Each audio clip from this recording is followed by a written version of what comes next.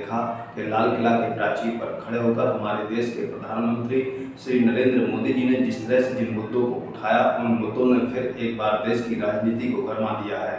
लेकिन हमारे देश के प्रधानमंत्री ने लाल किले के प्राचीर पर खड़े होकर महंगाई की बात नहीं की, उन्होंने रोजगार की बात नहीं की, उन्होंने देश में आर्थिक संकट जो जूझ रहा उस पर उन्होंने कोई चर्चा नहीं की।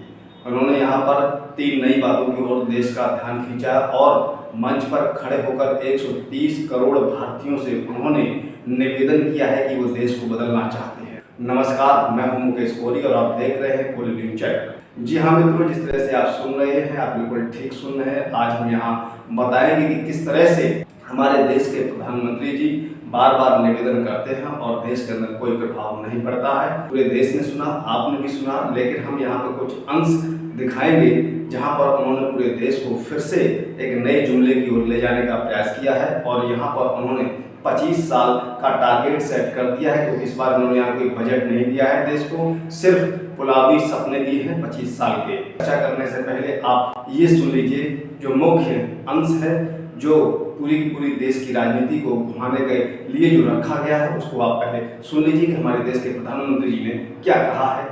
हमारी नारी शक्ति किस मिजाज से, समर्पित भाव से अपनी गांवों की समस्याओं को सुलझाने में लगी हुई है।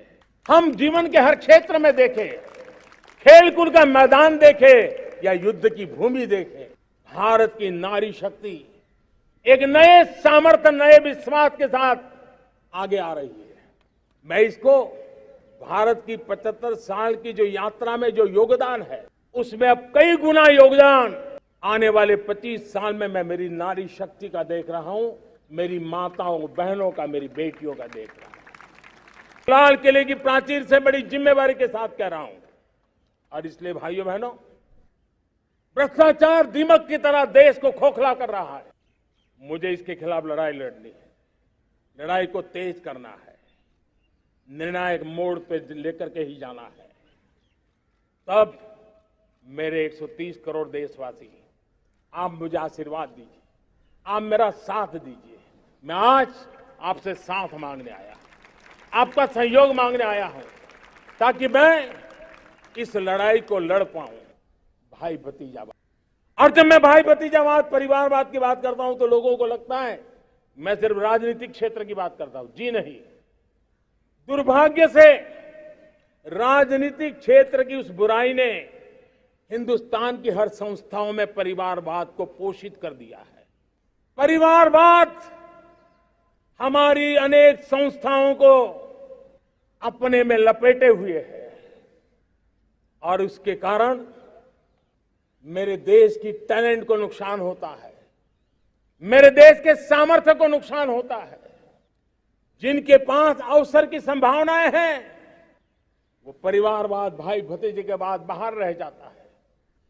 भ्रष्टाचार का भी कारण ये भी एक बन जाता है, ताकि उसका कोई भाई भतीजे के कार्य आसरा नहीं है तो लगता है चलो भाई कहीं से खरीद करके के जगह बना लूं। इस परिवारवाद से, भाई भतीजावाद से हमें हर संस्थाओं में एक नफरत पैदा करनी पड़ी होगी, जागरूकता पैदा करनी होगी, तब हम हमारी संस्थाओं को बचा पाएंगे। संस्थाओं के उज्जवल भविष्य के लिए बहुत आवश्यक है। उसी प्रकार से राजनीति में भी परिवारवाद ने देश के सामर्थ्य को सबसे ज्यादा अन्याय किया है। परिवारवादी राजनीति परिवार की भलाई के लिए होती है, उसको देश की भलाई से कोई लेना देना नहीं होता। तो आपने यहाँ सुना है कि देश के प्रधानमंत्री जी ने नारी के सम्मान की बात की है, साथ ही उन्होंने यहाँ भ्रष्टाचार की बात भी की है और यहाँ पर उन्होंने हाथ जोड़कर भी कहा है कि देश को फिर से वो बदलना चाहते हैं। 130 करोड़ लोगों को आशीर्वाद चाहिए। और तीसरी बात, उन्होंने फिर परिवारवाद और भतीजेवाद को लेकर उन्होंने छोड़ा है। तो जिस तरह से आप देख रहे हैं कि जब से देश के अंदर भाजपा की सरकार है, जहाँ जहाँ जिस राज्य में भाजपा की सरकार है, वहाँ पर महिलाओं पर लगातार अत्याचार बढ़ रहे हैं। और जिस नारी सम्मान की बात हमारे देश के प्रधानमंत्री जी कर रहे हैं, और कई बार उन्होंने भी देश की नारियों का अपमान किया है। आप पश्चिम बंगाल के चुनाव को नहीं भूल सकते हैं। दीदी ओ दीदी किस तरह से हमारे देश के प्रधानमंत्री जी ने कहा था। उसके साथ ही कांग्रेस की पूर्व राष्ट्रीय अध्यक्ष और इस देश की बहू सोनिया गांधी के प्रति प्रधानमंत्री के बोल को भी आप नहीं सुन सकते हैं। और खास जो ट्वीट हुआ है वो भी हम आपको यहाँ दिखाएंगे। तो हम चलते हैं अपने मोबाइल की स्क्रीन पर, तो आपको कुछ चीज़ें पहले दिखाते हैं।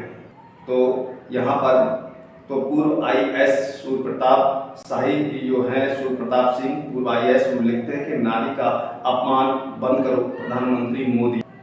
अब बीजेपी IT सेल क्या करेगा, इस तरह से उन्होंने यहाँ कहा है। उसके आगे पवन खेड़ा जी लिखते, नारी के सम्मान का संकल्प लेने की सबसे ज़्यादा आवश्यकता अगर किसी को है तो वो नरेंद्र मोदी को है। पवन खेड़ा इन्होंने इस तरह से, प्रधानमंत्री जी परिवारवाद देश के लिए घातक है, लेकिन दोस्तवाद ने तो देश को बर्बाद कर दिया, आप उस पर खामोश क्यों रहे।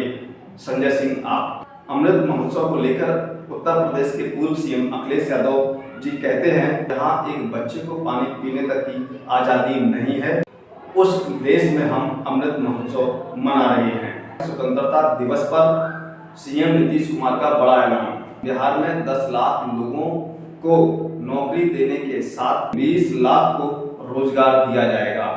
तो इस तरह से बिहार के CM ने अपने राज्य में घोषणा की। स्वतंत्रता दिवस के दिन प्रधानमंत्री व भाजपा पर उन्होंने दिखा दिया है कि जो काम करते हैं वो काम करने वाले होते हैं, जुमलेबाज लोग नहीं हैं। महोत्सव मना रहे हैं और ये वायरल तस्वीर आप देख रहे हैं, मध्य प्रदेश के सागर जिला के गांव की है और ये बांडा तहसील। तो आपने यहाँ पर देखा कि हमारे देश के प्रधानमंत्री जी ने अपनी कमजोरियों को छिपाने के लिए परिवार को तोड़ने की बात कर रहे हैं। दादा परदादा भी हुआ करते थे, वह कहा करते थे परिवार एकजुट होकर आगे बढ़े तो उसमें शक्ति होती है। लेकिन हमारे देश के प्रधानमंत्री जी मंच लाल किला के प्राचीर पर खड़े होकर वो कहते हैं कि परिवारवाद के अंदर जब तक नफरत नहीं आएगी उस ओर हमको काम करना है। फिर उन्होंने एक बार यहाँ पर 25 साल का गोल और जलेबी जैसे छल्लेदार सपना उन्होंने दिखा दिया है, जिस पर भाजपा के कार्यकर्ता कमर कसकर उस झूठ को लेकर निकल पड़े हैं।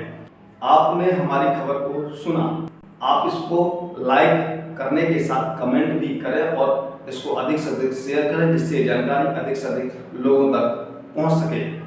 आप सभी से निवेदन है कि देश के अंदर राजनीति पर घटित होने वाली घटनाओं से अपडेट रहने के लिए आप हमारे चैनल को सब्सक्राइब जरूर करें। सब्सक्राइब करने के साथ साथ बेल आइकन का भी प्रेस कर दें, जिससे कि हमारी पढ़ने वाली प्रत्येक अपडेट सबसे पहले आपको प्राप्त होगी। हम फिर मिलेंगे एक नई खबर के साथ, तब तक आप हमको इजाजत दीजिए। जय भारत।